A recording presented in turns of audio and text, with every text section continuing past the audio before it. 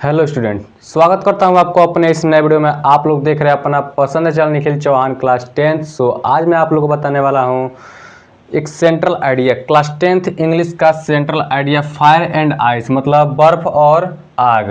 बर्फ और आग, आग फायर मतलब होता है आग, एंड मतलब होता है और, आइस मतलब बर्फ होता है। इसका सेंट्रल आइडिया लिखने का तरीका बताते हैं ताकि आप लोग को इसमें 5 से 5 नंबर मिल सके। आइए शुरू करते हैं इसको। तो सबसे पहले क्या लिखना है हमें, the poem fire and ice. The poem मतलब कविता, फायर एंड आइस, फायर मतलब आग, एंड मतलब और, आइस मतलब बर्फ।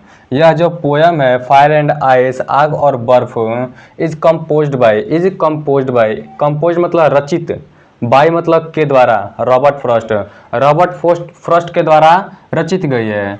इन दिस पोएम मतलब इस पोएम में, the poet has tried, the poet मतलब कवि, हैज ट्राइड मतलब कोशिश कर रहे हैं, to bring the difference between the fire and ice मतलब अंतर बताने के लिए, to difference between fire and ice मतलब बर्फ और आग के बीच में डिफरेंस बताना चाहते हैं, मतलब अंतर बताना चाहते हैं, बता रहे हैं।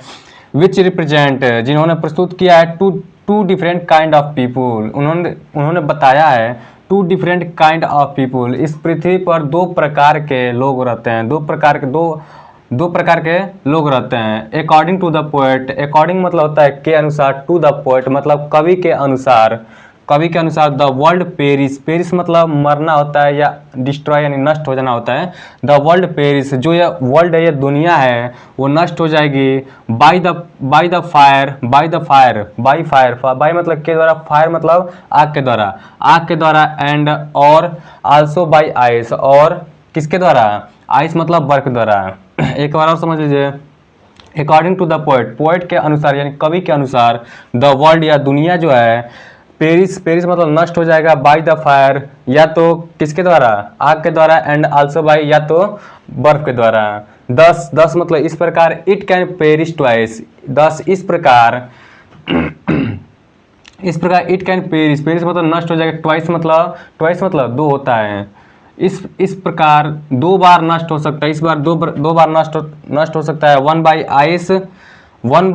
आइस एक बार किसके द्वारा, आग के द्वारा, एंड देन बाई आइस और बर्फ के द्वारा, और दूसरा बर्फ के द्वारा। एक फायर यानी आग के द्वारा, और आइस यानी बर्फ के द्वारा।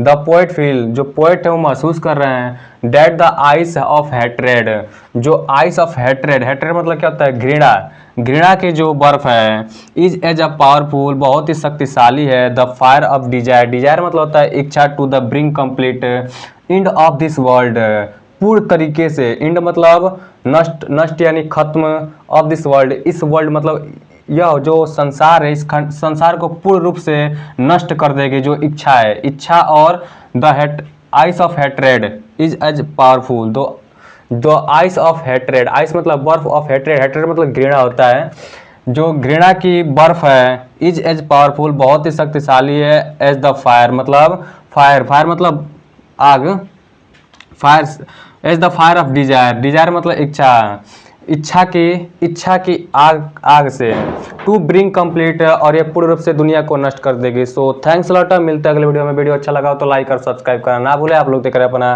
पसंद है channel Nikhil Chauhan class 10। So thanks lot, इतना ही लिख दीजिएगा, आप लोग को नंबर मिल जाएगा। सो जय हिंद, जय भारत।